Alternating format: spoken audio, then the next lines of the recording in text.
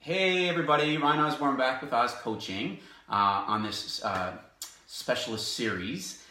Today I have actually a former colleague of mine, MJ Brown, and we've known each other for quite some time, and leading up to these few of these video series that we're going to do, we had some great conversations. Number one, I got to know exactly kind of her background and some of the key, demographic that she works with on a regular basis. But there is some, in my view, just emerging amazing education and information that we really feel is going to be really valuable to the population. So I'm going to just kind of let MJ kind of speak about kind of her background, and we'll just kind of take it from there.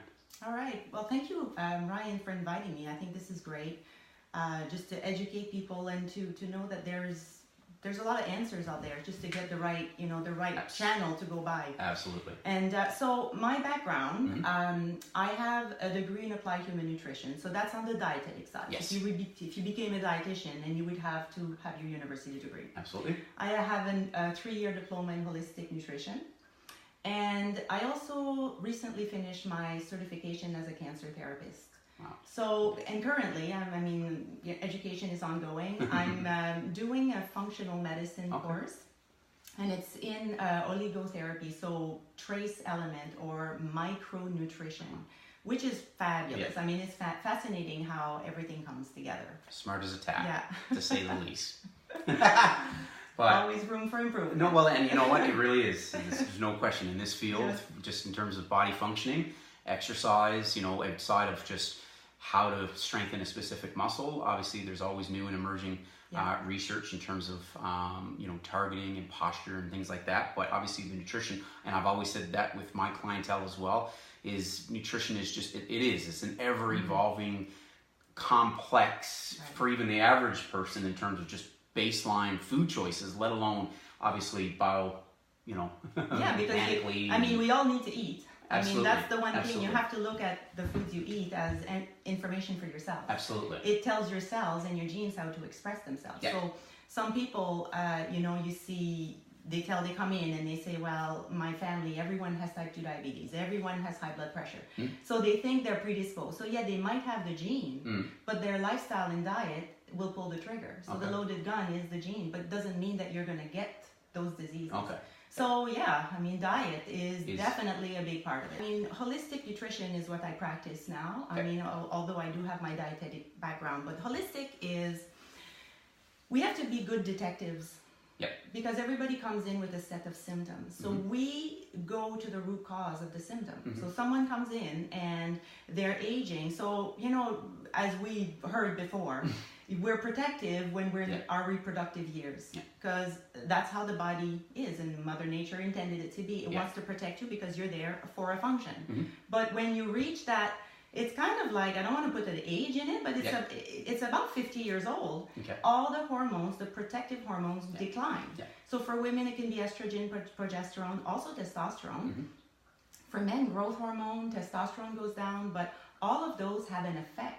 So if you look at the nutrition side, the RDI, or the recommended daily intake, is baseline. I always look at the optimal daily intake. An example of that, vitamin C. Yeah. People will say, oh, well, the RDI says that I should take 65 milligrams a day.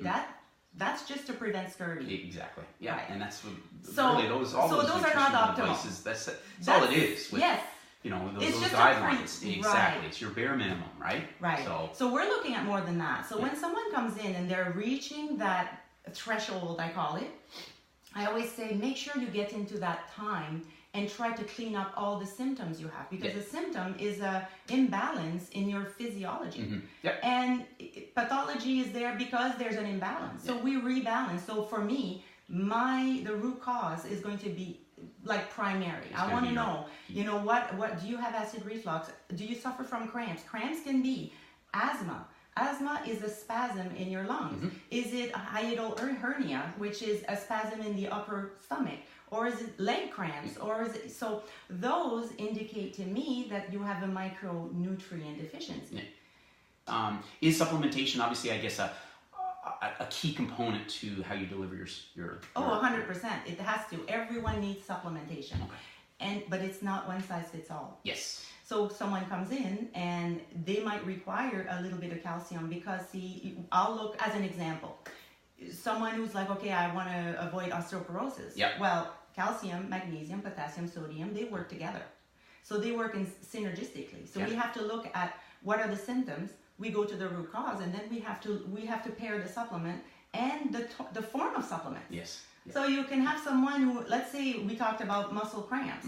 Well, if you take a magnesium supplement, which that is usually what people hear or read online, okay, I should take a magnesium supplement. Yeah. Well, if you have cramps, you have to have a form that's going to go inside the cell. That's magnesium glycinate. He's going to say it's going to be bioavailable for sure. Exactly. Just a regular whatever on the shelf, right? Yeah. Or you take a salt, a tissue salt. That's sublingually, and it gets absorbed right away.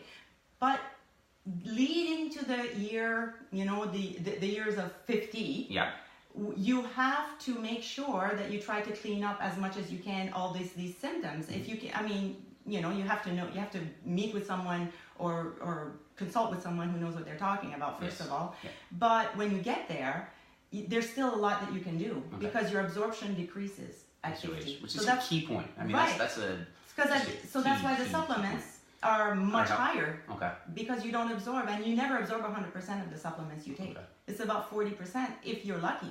But if you have any acid reflux, constipation, bloat, diarrhea, any of those, those are an indication that your absorption is not going to be as good. But yeah, really kind of, for this video, I think that's a couple of great key take-home messages because I just wanted to get a sense of, like I said, how she kind of, looks at a client and just kind of analyzes and then obviously services a client. But there's going to be more to talk about in the future, so stay tuned.